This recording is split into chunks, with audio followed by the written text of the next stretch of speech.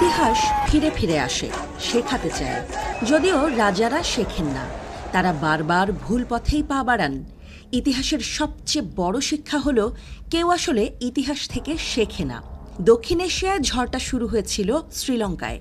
সরকার বিরোধী আন্দোলন, তার বিপরীতে ভয়াবহ দমনপীড়ন। সব মিলিয়ে গণবিস্ফোরণের তীব্রতায় দেশ ছেড়ে পালাতে বাধ্য হন শ্রীলঙ্কার রাজাপাকসে পরিবার। প্রেসিডেন্টের ভবন দখলে নেয় আম জনতা। সেখানে সুইমিং পুল থেকে শুরু করে প্রেসিডেন্টের শোবার ঘর সবকিছু তছনছ হয় জমা ক্ষোভের আগুনে। তবে ইতিহাস থেকে কেউ শেখে না, সে কথা আবারও প্রমাণ করেন শেখ হাসিনা। নিজের গায়ে স্বৈরাচার তকমা নিজ যোগ্যতায় সেঁটে নেয়া শেখ হাসিনাও জনমত বুঝতে অক্ষম হলেন। বাতিল কোটা প্রথাকে চালু করতে গিয়ে তিনি দেশের মেজরিটি মানুষের মতামতকে তুচ্ছ-তাচ্ছিল্য করলেন। চারপাশ ভরিয়ে রাখা চাটুকারদের কথায় ঢাললেন আগুনে ঘি। আর সেই তাচ্ছিল্যের জবাব ছাত্র জনতা দিল তুমুল আক্রোশে।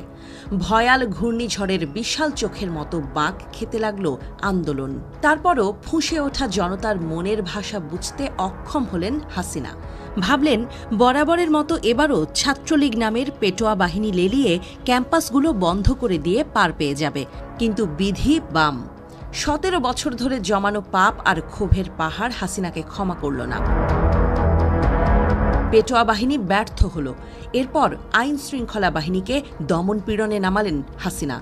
গুলি চলল, বুক চিতিয়ে দিলেন আবু সাইদরা। মৃত্যুর মিছিলে মৃত্যুকে রুখে দাঁড়ালো দেশের কোটি জনতা। বন্দুক ব্যারাকে রেখে হাসিনা 5 আগস্ট পালাতে বাধ্য হলেন। স্বজনপ্রীতি করে যাদের পুষলেন এতদিন, তারাও জনতার রোষ থেকে হাসিনাকে বাঁচাতে পারেনি। উল্টো তাকে আগুনের মধ্যে রেখেই আগেই পালিয়েছেন অনেকেই। তারপরও দক্ষিণ এশিয়া ইতিহাস থেকে শেখেনি। এবার আগুন লেগেছে নেপালে। সেখানেও বাংলাদেশের মতো ফুঁসে উঠেছে জেনজি। সরকারের স্বজনপ্রীতি আর দুর্নীতির বিরুদ্ধে রুখে দাঁড়িয়েছে তারা। তবে সরকার এখানেও হাঁটছে উল্টো পথে।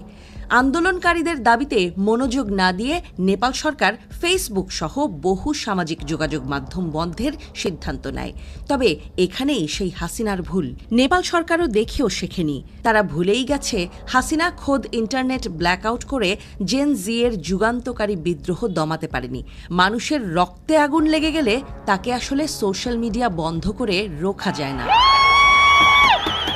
তবে নেপালে এই ঘটনার শেষ দেখছেন না অনেকে। তারা বলছেন নানা সরকারি দুর্নীতি আর অপরাধের ক্লিষ্ট দক্ষিণ এশিয়ায় এই আগুন আরও ছড়াবে। কারণ দীর্ঘদিন ধরে এখানকার টেকটনিক প্লেটগুলোতে জমছে ক্ষোভের চাপ। আর সেই প্লেট ঝাঁকুনি দিয়ে উঠলেই বড় কম্পন শুরু হবে। ভেঙে পড়বে হাসিনার মতো অনেকেরই রাজ সিংহাসন। বিশ্লেষকদের একটা অংশ মনে করছেন বিদ্রোহের এর পরের ঢেউটা লাগতে পারে ভারতে। কারণ দেশটিতেও বহুবিধ ক্ষোভ বহুকাল ধরে দানা বাঁধছে।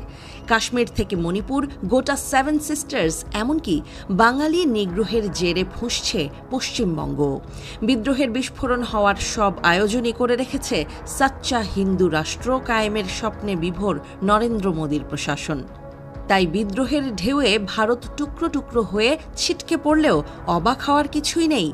পাঞ্জাবের খালিস্তান আন্দোলন পাটনায় পৌঁছাতে খুব একটা সময় লাগবে কি?